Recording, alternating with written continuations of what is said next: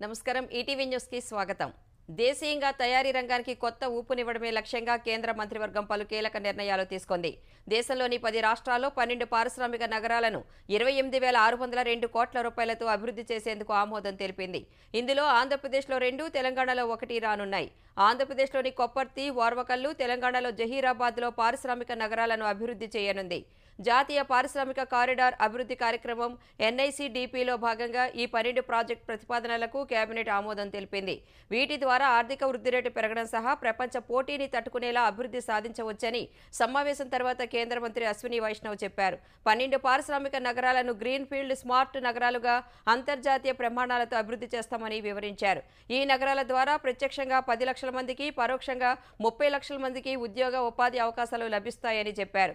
ఈ 12 పారిశ్రామిక నగరాలు 1,52,000 కోట్ల మేర పెట్టుబడులను ఆకర్షిస్తాయని పేర్కొన్నారు.